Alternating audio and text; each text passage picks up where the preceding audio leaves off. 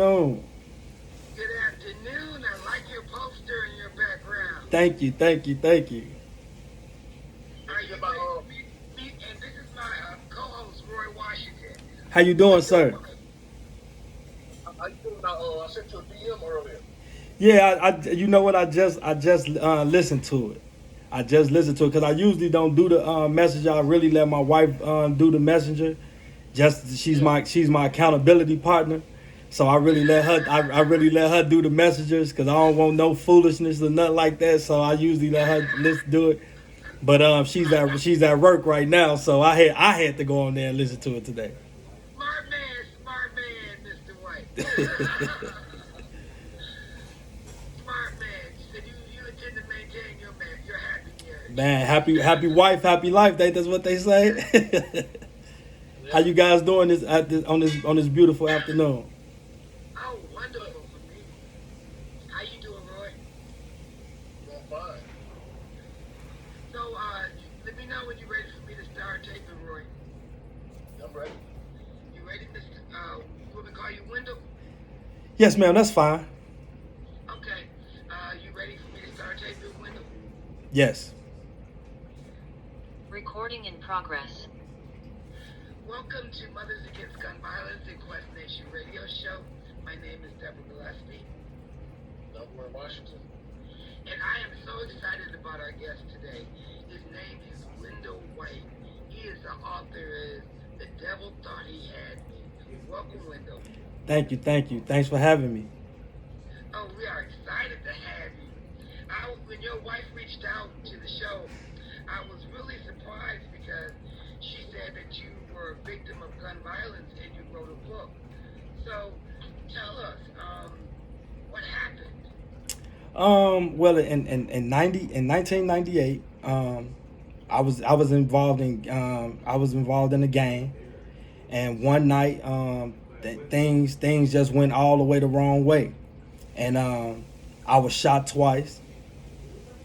Yep, I was shot in my arm and in my thigh, and the bullet that hit me in the thigh, it came so close to my artery, they couldn't remove it, so it's still in me right now to the day. Whoa. Yeah. So what about, I hear about lead poisoning. That's not a concern for a bullet? The doctors never told me that. They never told me anything about lead poisoning, anything like that. They just told me that throughout the years that when it tries to move and it'll try to come through the skin and it be very painful. When it be do trying to come out of my skin, it be real painful. Sometimes it be so painful that I can't walk. But they never said anything about the lead poisoning or anything like that. But Okay.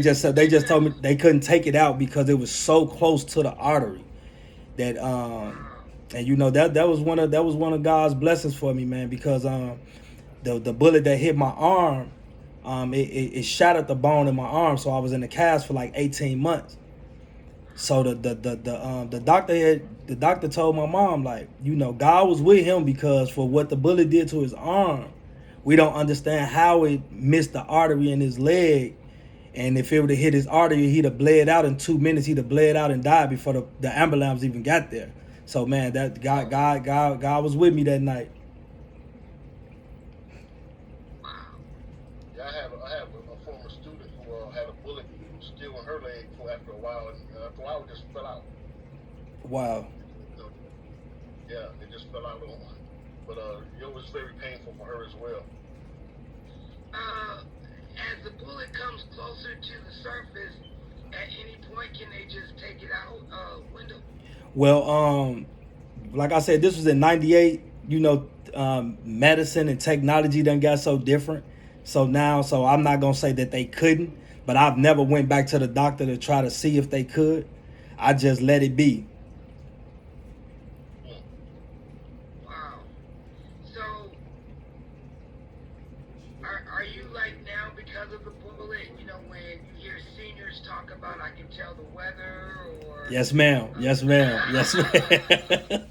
Yes, ma'am. Yeah, I can tell you when it's cold outside.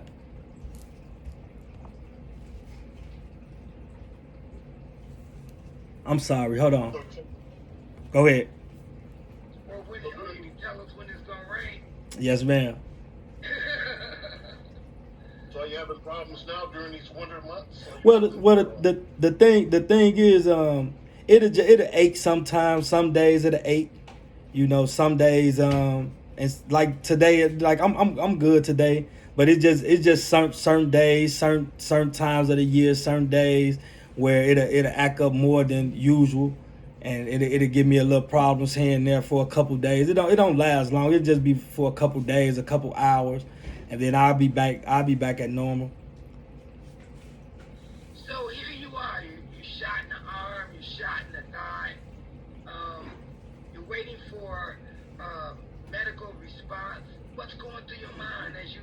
Am I assuming that you laying on the cold ground, or are you in a car? No, I was actually outside. It was August 20th, 1998, so it was warm outside. So I was outside, and we were at a party in Chicago. We was out at a party that we was throwing for a friend of ours, but we were outside partying. And one thing led to another. We began shooting. I was with one of my male cousins, and it was me and him, and it was like 20 or 30 of them. So we began shooting at each other, and when I got shot, I remember I wasn't scared. I wasn't scared. What scared me was when I couldn't hear. I had like lost my hearing. That's what kind of scared me, because I thought I was dying. That's what kind of scared me. But the initial shot, me getting shot, I wasn't scared. I was more and really trying to save my life. I ran, because the guy who shot me, man, I was shooting at them, and he shot me and shot my gun out my hand. He disarmed me, shot my gun out my hand. It was just a so it was like, wow. But I was so busy trying to get away to save my life. I was in flight mode now. So it was like I was trying to get away, and I really didn't get scared. I ran into a building in Chicago. I don't know if y'all ever been to Chicago. Like in our blocks in Chicago, we have a lot of courtway buildings. So I ran into one of the buildings where it was like 4 or 5 young ladies in there hunkered down from all of the shooting. But I knew I couldn't stay in there with them because I didn't want to put their lives in danger. So I left out of the building. They was telling me don't leave, because they called me Dale. They was calling me Dale. They was saying, Dale, don't leave. Because I was letting them know that I was shot. And they was like, don't leave. And when I walked out of the building to get up, because it was one way in, one way out, and I didn't want to put their lives in danger. So I left out of the building, and when I left out of the building, I went to my left to go to a friend's house who lived in the same exact courtway building, but in another unit. The guy who shot me was standing right there, so I tried to run past him, and I slipped and fell. And he began to click the gun. It wasn't no more bullets in the gun. So, man, I jumped up and ran into my friend's grandma's house and let her know that I was shot and I was injured. And man, I'll never forget this, man. Bless Miss Harris soul, man. She's gone to glory right now. She put me out. She told me I had to go. She put me out. Yeah, she wrapped my arm up in a big bath towel, and man, she put me out. She said you can't stay in here. She said you gotta go. She said, man, because her son lived there as well, and he was the type of guy, he didn't like people in the house and things of that nature. So man, she wrapped my arm up and the best way she could, and she put me out her back door. She put me out, and I was standing at her back door. I was so scared. I'm like, now I'm scared. I'm like, Miss Harris, you can't put me out. They gonna kill me. She, you gotta go. So man, I stood there for a while, and I'm watching people run back and forth through the gangways, because it was like, man, it had to be like 100 of us out there that night, just partying, drinking, and doing things adolescents do and young teenagers do, and then I saw the lights from the police. And when I saw the light, I walked down the stairs, came out of the gangway, and the police, when he saw me coming out of the gangway, he pulled his gun, told me to freeze. He said, put your hands up. And when I put my hands up, I told him, I said, man, I'm shot. He told me to sit by his car, and pretty much it, man. And I sat there, and he was asking me, where I was shot at. I was showing him in my arm and in my leg. And after about a minute or two, that's when I couldn't hear anymore. I couldn't hear nothing. I could just see everybody that was around me, but I couldn't hear. And I told him, I said, I can't hear. And that's when he told me to lay on the ground. And I think that's when I really got scared, because I thought I was dying. He was like, just lay here and wait for the ambulance to get here. And man, here I am. By the grace of God, here I am. Why do you say you thank Miss Harris for kicking you out? The whole thing about it is because you never want to involve people in your foolishness, and you never want the repercussions to come back on them, because there's people out here that, man, just because you help me, they gonna do something to you or do something to your family. So you never want that, and I didn't want that. That's the reason why I left out of the hallway with the young ladies that was in there, because I didn't want anything to happen to them because of something that I had did. This was a choice that I chose to pull the trigger and get into it with those guys. They had nothing to do with it. So at the end of the day, and I tell this story quite often. I tell people, everybody out there that night were blessed. We all blessed. God looked after everybody. Nobody lost their life. Nobody went to jail. I never told on the guys that shot me.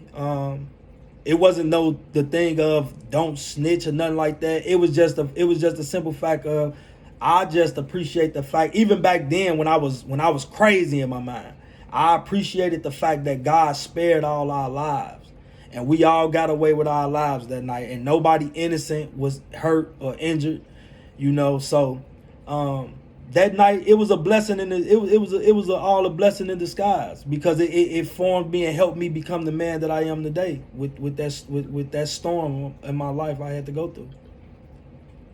When you were in the hospital, at that point, did you have your hearing back? When did you regain your hearing?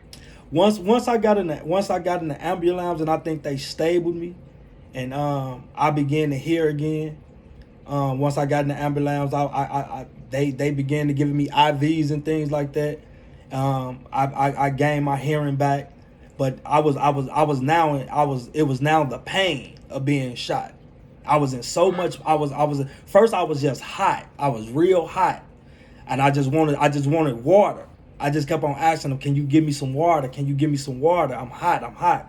But the only thing they could give me at that time was an IV. They couldn't give me anything else because they didn't know if I was bleeding eternally or anything like that. And they were saying, if we give you something to drink and you bleeding eternally, it's gonna help you bleed out. So they couldn't give me anything to drink. And I was just so hot. By the time we made it to the hospital, I was in pain. I was in so much pain. They couldn't give me any type of medication, anything, because I was only 17. I was still a minor, so they had to wait for an adult to come and sign the papers to even administer me any type of medication or anything. My mom lived in Milwaukee at the time. She stayed in Wisconsin. I was living in Chicago with my stepdad, and I got shot on 81st and Ingleside, and he stayed on 105th and Wentworth. And the hospital they took me to was Jackson Park Hospital, and that's on like 76 and Stony Island. So he was like 30, 45 minutes away from the hospital. So, man, I laid there in pain. My cousin that was with me, when I got shot, he was there with me. I laid there in pain until he got there to sign the papers, and so they can give me the medicine. I think that's ridiculous, because though you're 17, if he's in that much pain, it seems like they would be obligated to do it just to be humane. Absolutely, I agree.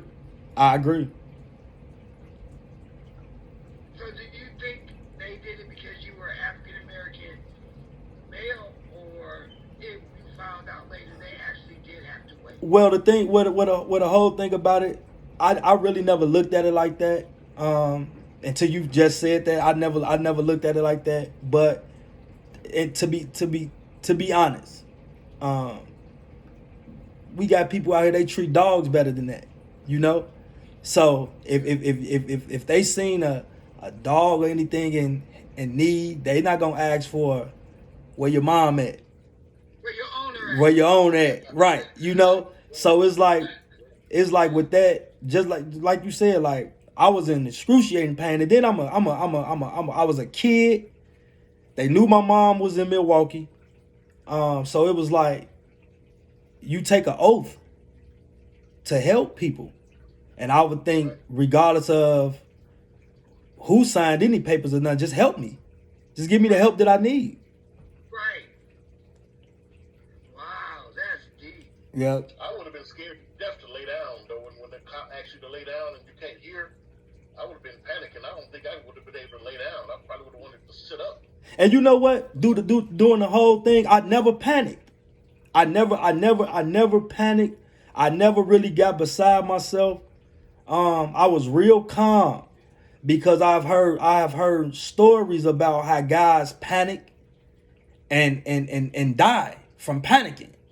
You know, so when I realized that I was shot, I think I tried to keep myself calm to keep everybody around me calm.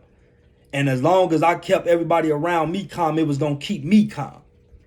You know, if that makes sense. So that's really where I was at. I was really just trying to keep myself calm and keep everybody around me calm. So, you know, even though, you know, I saw a lot of the ladies that was out there with me that night, the young ladies that was out there with me, they were all crying, and you know, but I was encouraging them. I'm all right. I'm straight. It's just the arm wound. It's just because I never knew that it was that close to my artery until I got to the hospital when they took the x-rays and everything. So I really never even knew that I was that close to death. Wow. Did you ever ask them why you lost your hearing temporarily? They were saying it was probably just from the trauma, from all of the trauma.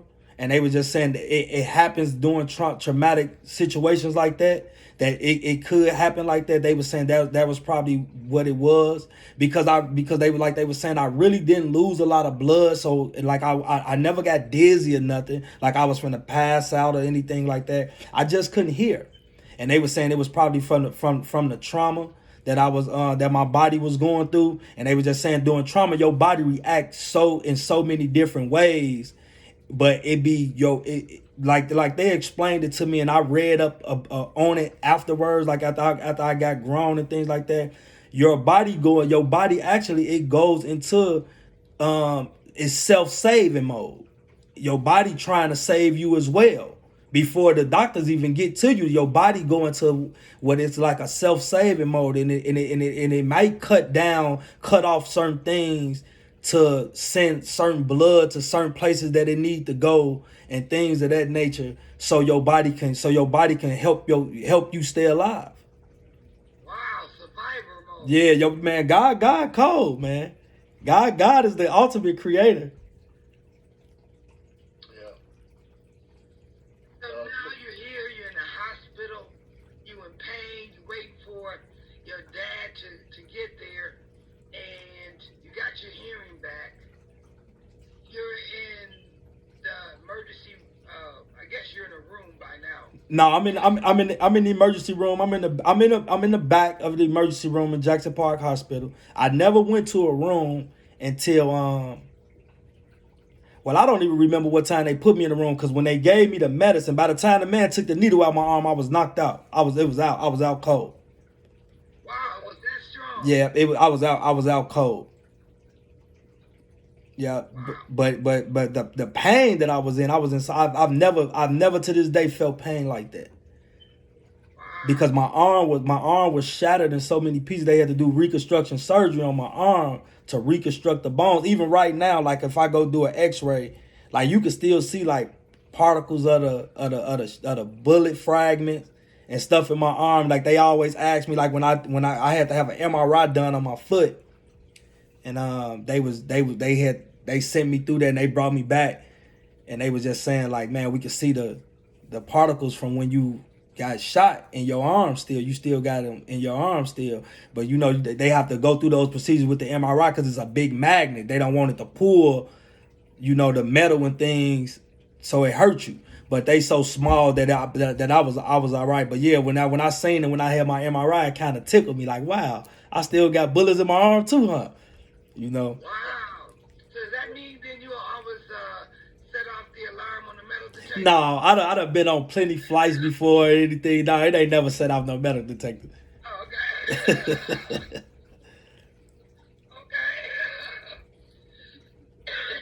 Maybe that's it. The bullets of 1998 is different than the bullets back in the old days where you would be concerned about lead poisoning. Yeah. You know? I understand.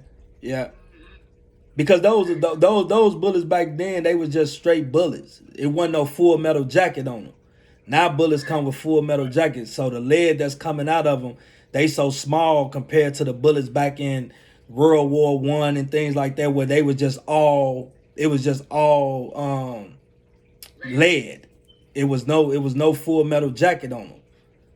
Okay. Wow. Yeah. I wanted to ask you, you went to a military academy high school, right? Yeah, I went to Carver High School.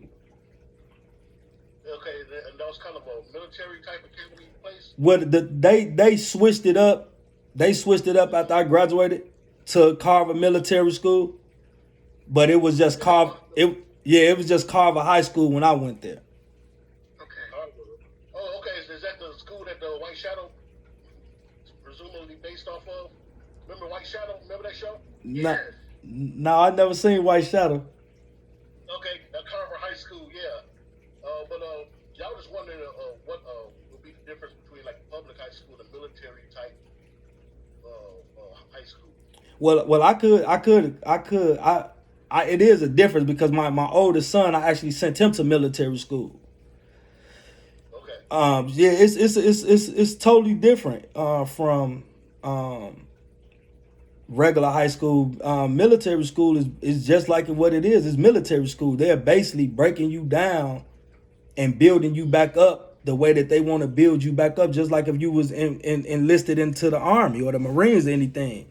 You know, they break you down, they discipline you. It's about discipline. And that's what they did to my oldest son, and right now he's doing great, because I thought I was gonna lose him at one point. Okay. But I put him into the military school, man, and it kind of, I ain't gonna say it changed his whole, it changed his life. It really did. It gave him more discipline, and he was more disciplined, and he was more, it teach you respect. That's first thing. It teach you so much respect. It teach you yes ma'am and no sir and yes sir and no sir. So it teach you so much respect, because a lot of things, you got to think, a lot of the things that's going on right now in our society is just a lack of respect. These young kids don't have no respect for nobody. And I'm real big on the Bible. I believe in Jesus Christ. I believe in the Bible. And the Bible tells us children are to honor their mothers and fathers, right? And it says that our days on this earth will be numbered, right? So then the Bible say it takes a village to raise a child, right, Miss Deborah? So we gonna use you, and we gonna use Mr. Roy for example. If I choose to put my kids, my children, and make you two a part of their village, that means when I'm not around, Mr. Roy is their father. You are their mother. So when I decide to make you a part of my village, I can't say to my children, you don't have to listen to nothing Miss Deborah saying, or you don't have to listen to nothing Mr. Roy saying. Because now I'm teaching them how to be disrespectful. Right.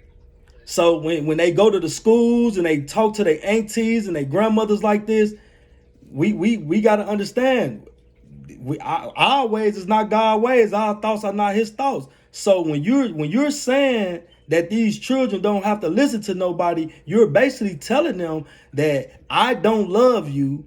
I'm helping you kill yourself because you are so disrespectful. When you saying, Right. and that's what's going on with society right now.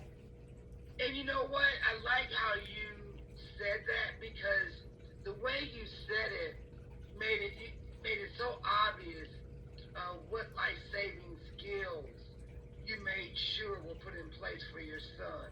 And you're not offending anyone, but what you are saying is if you teach them to respect other adults, they'll respect you and they'll respect themselves. Absolutely. And how you presented it was beautifully done. That was good. You should keep saying that. Glory to God. What God said it first. I just used what He said. Well, I like how you brought the sermon. Thank you. Well done. So here's this is kind of shocking too. You're in the waiting room, you're in pain. Someone, prior to putting you into a bed, gave you a shot that knocked you out, and then eventually you wake up in the room. I woke up in the room, and you know what's the crazy thing about when I woke up in the room? I tried to get out the bed, right? Because I had to you go to the bathroom. I tried to get out the bed. They never wrapped my arm. They never put my arm in a cast. They never even did the surgery that night. So when I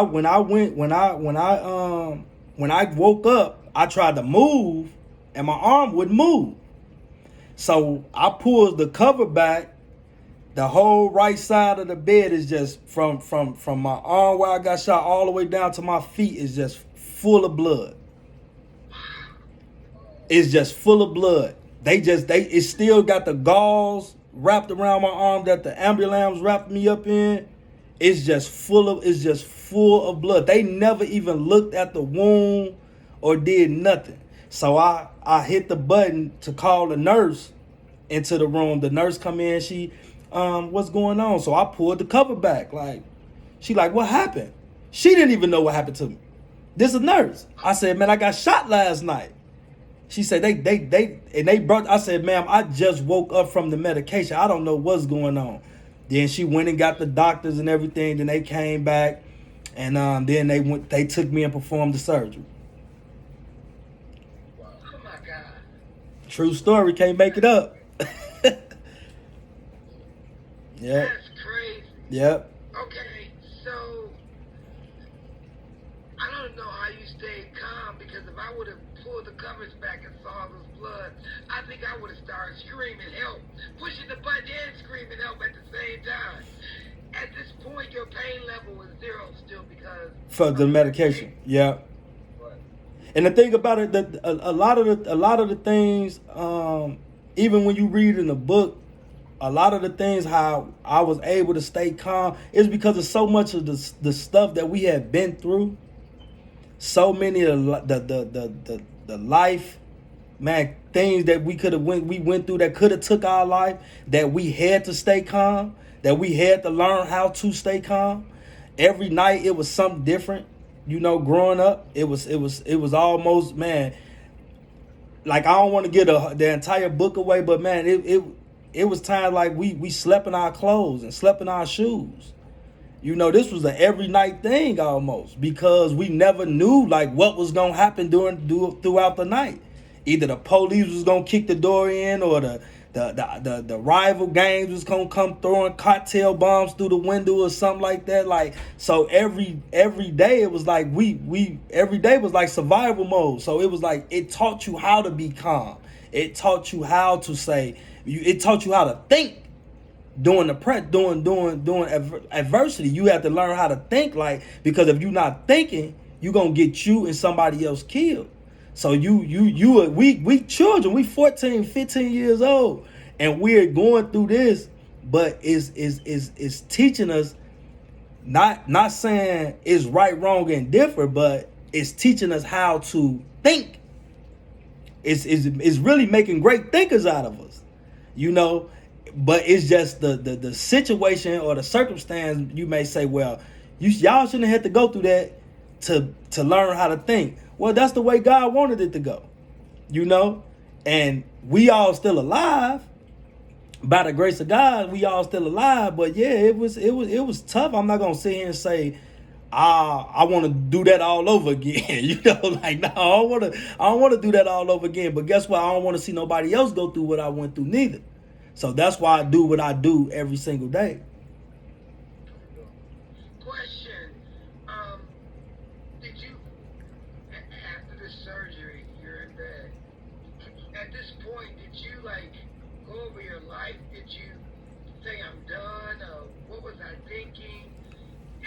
surgery, what are you thinking now that you're awake and you're in bed? Well, you know what? After the surgery, they did the reconstruction surgery. They didn't even put me to sleep for the surgery, because they just numbed me up, and they took a little telescope or whatever they took it through the hole in my arm, and basically just put my bones back together. It was amazing. Like, we watched it on TV. We watched it on TV while they did it. We watching it on the TV, and they put it back together, put the cast on my arm, and I left. They let me go home. Gave me some pain pills, talked to my mom, and I left. You know what? The me getting shot didn't make me think of that, but the doctor, I never forget. I don't remember his name, but I would never forget what he told me about the day before, how a couple guys had got shot that he was operating on died. And he was just saying, like, man, y'all, you got to stop. Don't y'all out here throwing y'all lives away. And that's what made me think. But me getting shot didn't make me think.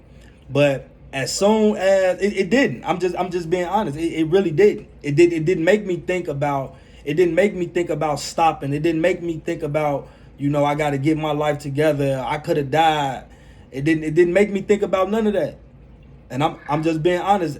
I was so caught up in that gang life that it was like winning a championship trophy. I got shot and I ain't died.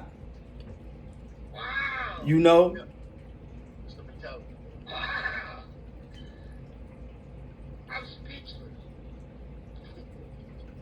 Yep. And man, I left out the hospital, me and my mom, and she went her way, got on the bus and went back to Milwaukee. I got in me a cab and went to my stepdad's house on 105th. And man, he went and got my medicine from Walgreens. He went and got my prescription filled for my pain for Walgreens, and life went back to normal. It went back to normal. So today, do you know any of the young men still that you had a disagreement or were in opposing gangs?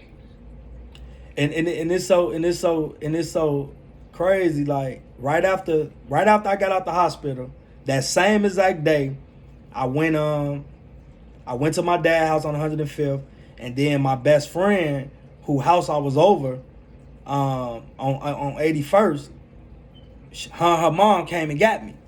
They came and got me. I went back on 81st, and man, I walked to the guy's block, and I went and talked to him. All by myself. I went and talked to him. Huh? What was that conversation like? I was just basically letting them know that, man, everything was over. Like, man, everything was over. When they saw me coming down the block, I saw them running and grabbing their guns, and when I walked up, they was asking me, like, Dale, what you on? I said, man, I got a cast on. Like, man, I ain't know nothing. I just came to holler at y'all. Because this wasn't my neighborhood. I was in an entirely different neighborhood. This wasn't my neighborhood, but I knew all the guys that we had got into it with that night.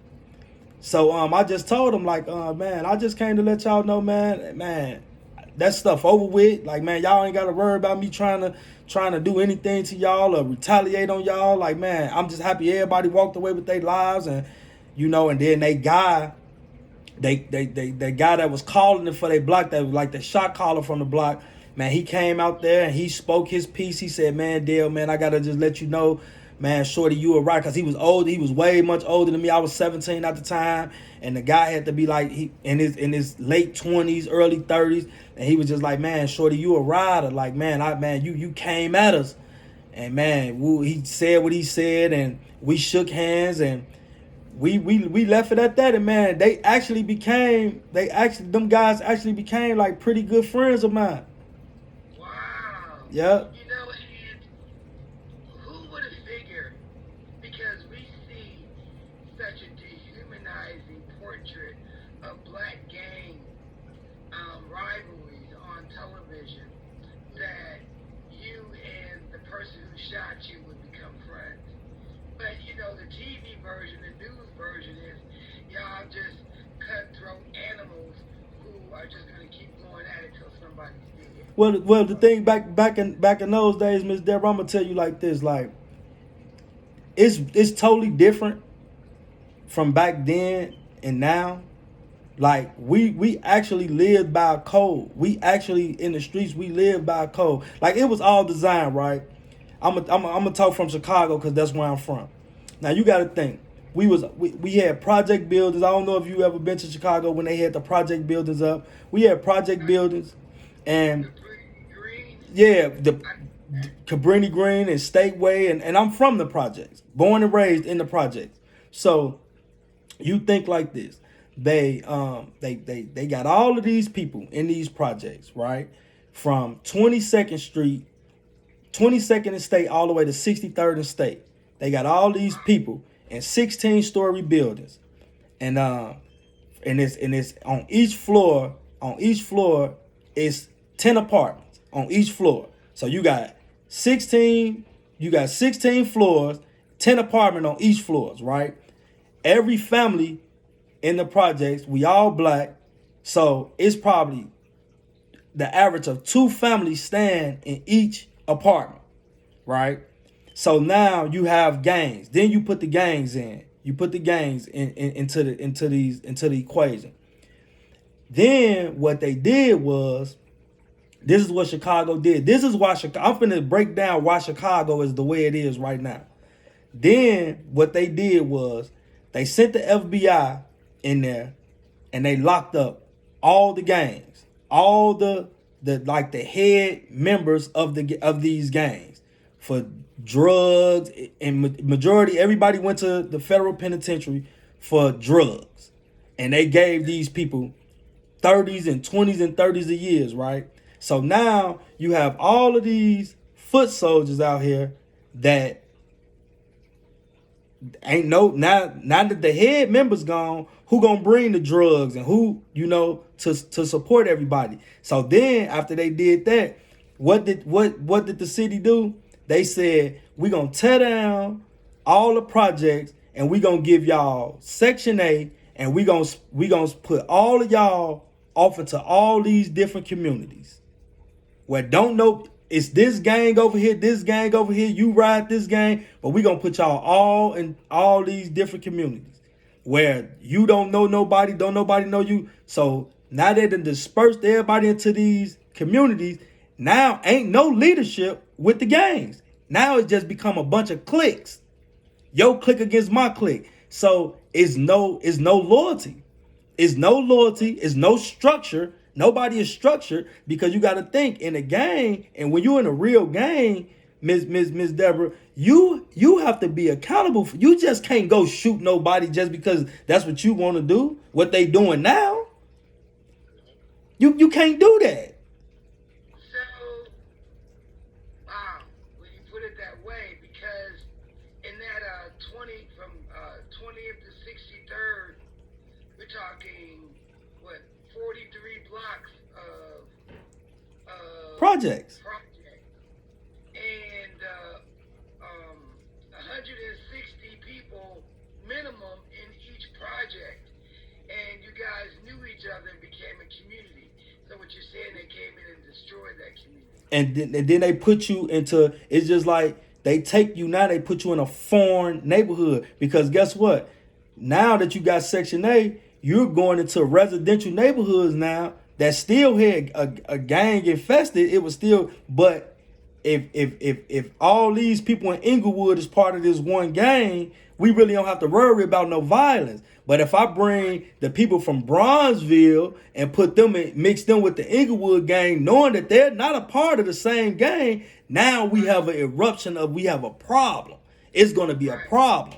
And now that we took all of their structure away from them with this gang stuff, we done took everybody away from them, all the people that had real voices that can make you put the guns down, and it ain't that no more. So now who making them put the guns down? Nobody. And then they give guys like there's no knock to the Chief Keefs of the world and all these young rappers that's out here, but you get them a platform, but you get them a platform and only teach them, they only can teach the younger kids on what they know. And what they know, all they know is murder and hurt and drugs. And you put them on on TV every day. You put them on the radios every day. The radios, where the radio station at? Man, in Beverly Hills, California, ain't nobody listening to the WGCI. They listening to that in the neighborhood, in the hood, where the black people is gonna be corrupted from this. And guess what? We grew up with all these guys, with the King Vons and the Chief Keefs and the Lil Durks, and all these cats come from these one neighborhoods. And you gave them a platform, and they're talking about nothing but what the trauma. They can only speak about the trauma that they know. What is it that they know? They only know how to sell drugs and kill people, because that's all they're accustomed to. That's all they know. And there's no knock to them. But at the end of the day, how could you tell me that you want something different when you're not giving me nothing different? What's the alternative? What alternative are you giving me to say, I don't want you to kill? I don't want you to kill. Because guess what? If I brought out a rap song and I'm talking about Jesus, and I'm talking about, man, me loving Mr. Roy, don't kill Mr. Roy, they ain't gonna put me on the radio. They not gonna put that on the radio. The thing is, mainstream, for some reason, doesn't want to promote it because it's not destroying our communities.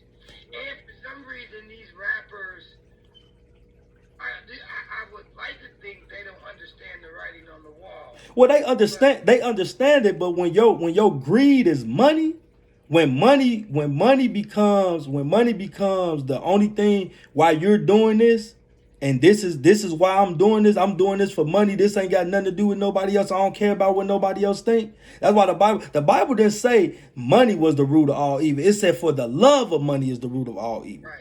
So what you're gonna do for it don't matter me destroying these people's lives, or somebody destroying themselves and they killing each other off my name, and because I'm telling them to go do this and do that. As long as I'm getting paid off of it, who cares? Who cares? But see, this is where us as a black people, we have to wake up and understand and say to ourselves, when really is enough is enough. When is enough enough?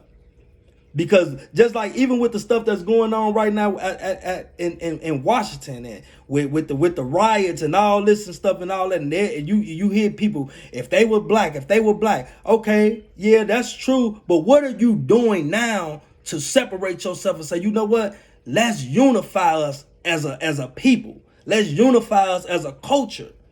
You know how many people that I talk to that's still in the neighborhoods, and they tell me, man, Dale, I don't want to hear that. I don't want to hear that. Man, I don't want to hear that. Like, bro, I don't want to, man, go on with all that, man. You preaching and all this and all that. Now, mind you, I don't talk to people about God, Miss Deborah. I rarely talk to people about God, because one thing I always want to do is I want to always stay relatable. I never want to try to force what I'm doing on anybody. But I'm going to encourage you. I'm going to try to give you I'm going to try to show you an alternate way and say, man, you could do this if you really, really wanted to do it. Like I use myself, for example, all the time, man. Look where I came from. I'm not saying I'm where I want to be, but I'm nothing like I used to be. And guess what? I had to put myself around strong black men that knew what it took to be men, that knew what it took to be fathers, knew what it took to be husbands, knew what it took to just be friends in the community, and showed me a different way. But because guess what? The same thing that I try to speak to people done spoke to me about that. And guess what? That was not a plan for me, because it didn't tell me that wasn't showing me how to put food on the table. It wasn't showing me. But what people fail to realize, what they wasn't saying is, they wasn't saying, Dale, I'm gonna teach you how to build a better character so you always have food on the table. So you would never have to worry about feeding your kids. Let me help you build your character. Let me help you build your integrity. Let me help you build these things what make you a great man. And then you ain't never got to worry about money. You ain't gonna never have to worry about this, because your gift is gonna make room for you. Only thing they saying is, don't do this, don't do that. But they never given me no reason why I shouldn't do it. Only thing they said, you gonna die, you gonna go to jail. Well, yeah, so what? But you know, if that makes sense, you know that you have to give somebody something more than just you shouldn't be doing that. Let me take you by your hand and let me love on you and let me show you. Let me help you identify your purpose. Let me help you identify the gifts that you have in you. And then we can, once we identify that, now guess what? It might be 100 things out here. We might only agree on this one thing. 99% of the stuff we may not agree on. But out of this one thing that we agree on, if we can agree 100% on this 1%, we'll worry about the 99 later. But one thing that we could agree on right now is that you have purpose.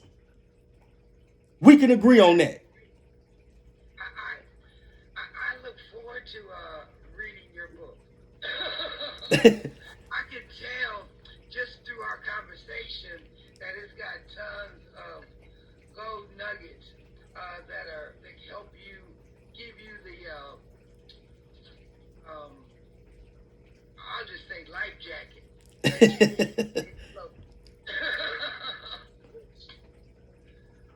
all right. If we can just agree on this 1%, we can work through. Man, let's agree 100% on the 1%, and then we'll worry about the 99 later. I love it. Have you ever experienced the elevator ride that they talk about in Chicago? What you mean? The elevator ride.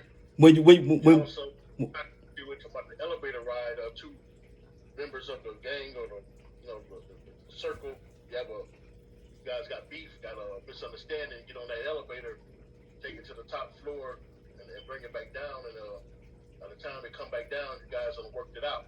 Well, the whole thing about that, you don't experience that with a rival gang member. You experience that with your own gang members.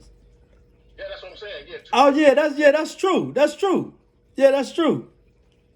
Yeah, you took the elevator ride. No, I've never taken the elevator ride, but I have had a couple violations before. I had a couple violations before. But it wasn't the elevator ride. It was meet us over here at this time, and man, we gonna handle you. Have you ever witnessed a buck 50?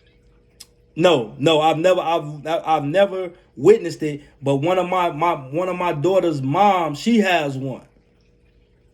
She was fighting with a young lady that sliced her face. She has a scar right now on her face right now. Yeah. That's what a buck 50 is, a slice on your face. Yeah. Yep. Well, from the forehead to bring your hand down. So you got. Yeah, and that's exactly how it is. She got a long scar right across her face where the young lady sliced her with a knife. Wow. And that's called a buck 50. Yeah. Yeah. There's There's a whole lot of stuff I'm glad I missed out on.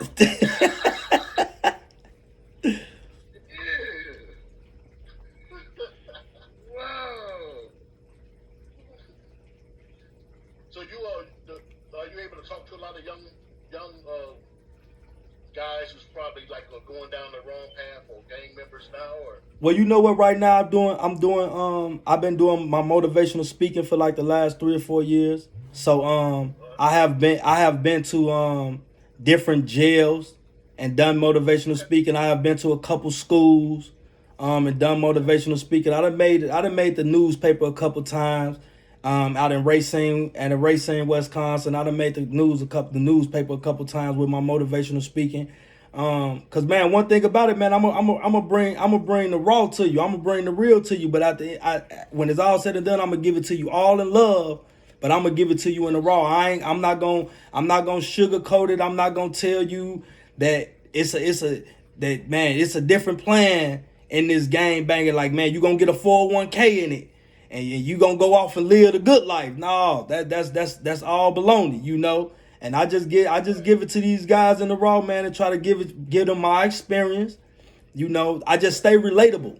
I stay relatable. And one thing that about me that I understand, that a person love a person that's gonna tell them the truth. whether they agree with it or they disagree with it, they're gonna appreciate that. They appreciate when you tell them the truth, and when you tell a person the truth, man, and especially when you doing it with love, they receive it, man. And man, I used to leave up out of them jails before this coronavirus stuff started, man. And man, I'm talking about grown men be crying.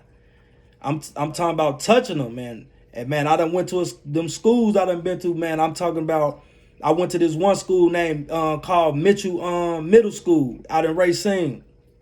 And man, I did a motivational speak there, man. And man, I'm talking about I had these kids, they was just crying. One little girl walked up to me and she said, I would love for you to just talk to my dad. She said, I would love for you to just talk to my dad. Like, man, my dad need to hear your story. Like, but it kind of amazed me, like, wow. You know, like, man, I'm really touching these people. So it's like every day that I wake up, man, I'm trying to do it. I'm trying to, on my Facebook page every morning, man, I just leave something positive. I just go on it and I say something positive, give you positivity, give you some words of encouragement, and just give you something that, man, nobody gave me. Nobody give you a chance, man. And that's the sad thing. Like we wasn't brought up given a chance. We was born to fail. And that's crazy. Like we born to fail. And when you coming from the type of family, the poverty stricken family and neighborhoods, what can you do? You just become a product of your environment. And a lot of kids got to understand, like, man, you don't have to choose to go that route because it's all a choice. Right. It is. Go ahead, Roy. I was looking at your Facebook and you said you had a post, you become what you feed your brain. Yes, sir. Yes, sir. That was very interesting. And that reminded me of probably one of my favorite quotes all time from T.D. Jakes, when he said, we must feast from the garden of our own thoughts. So don't grow anything that you don't want to eat. Oh, that's deep. That's powerful. Yeah. So I enjoyed your post. Man, I appreciate it, bro. I appreciate that. Yeah. You know, Wendell, I was, today with MPS, or the public school system, I should say, because I want to include it nationally. It would be great for them to include books such as yours, modern literary, so it can relate to our students. Absolutely. I think it would make a huge difference in our schools. Absolutely. Because it can relate to you for now. Not some book about George Washington. Absolutely. The Native Son is good. You right. But to have it mixed with a literary such as yourself of today. You absolutely right. And the thing about it is, I've been to a school and I asked them, like, how could I get my book up into the schools, and the principal told me, she said, well, I just wouldn't buy your book. You have to get a job through MPS and get some type of program. Then we could buy your book like that. And I found that kind of interesting. Like, so you mean to tell me a black man that's going through everything that these kids going through, done been through all the stuff that these kids going through, and y'all reading them Mary Had a Little Lamb, Mary Had a Little Lamb ain't gonna help them? Like, how is that helping our kids? But you telling me I gotta go through all these obstacles to get my book into a school that I know that when these kids sit down and read this book as a classroom, that they're gonna be engaged in what's going on in the world. Even when I'm talking about the gangs and the money, yeah, that might be all they see or hear right then and there. But as this teacher reading or somebody read, man, you sowing seeds into this child. And then when I'm breaking certain things down about don't have your child around these type of people, guess what? Just like they just heard about the shootout, they got to hear about that nugget I just dropped too. So yeah, I find that very interesting. Why, like, why wouldn't they? Why? But guess what, man? I'm not gonna say it's not gonna happen. I'm gonna keep on doing me, and I'm gonna keep on letting God do Him, and we gonna wait and see, cause I believe. Yes, we are. And and don't accept that one no, because to me no is just on, which meaning we can get it on backwards. Absolutely. I don't accept the no. Absolutely.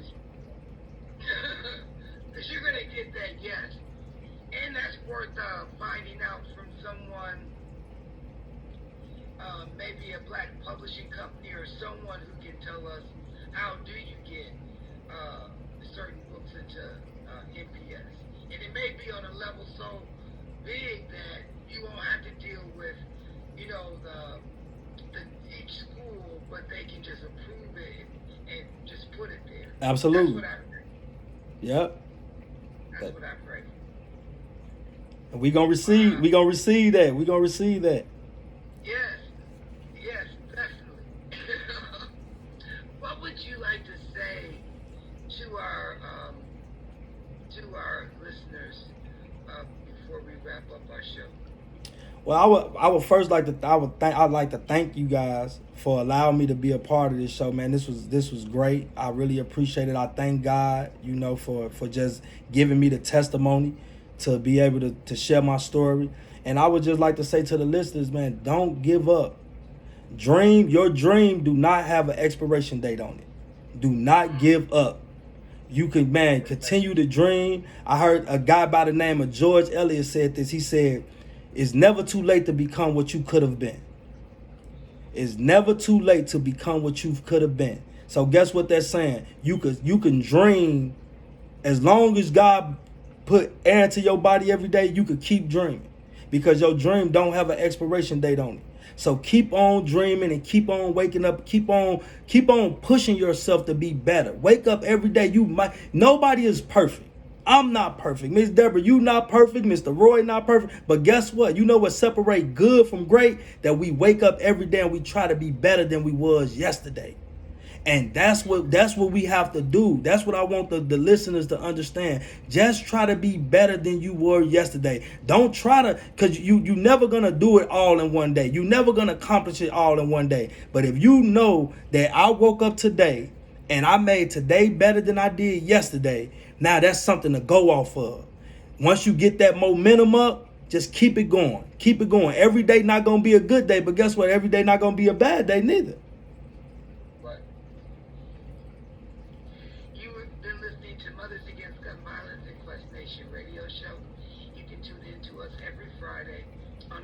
Radio.com. Just use your smartphone and select Listen Live. Yeah. Thank you very much. Thank you guys for having me, man. I appreciate you. God bless y'all, man. Y'all keep doing what y'all doing. Wow. We will. Thank you. Thank you, sir. Thank you, ma'am. Y'all have a good one.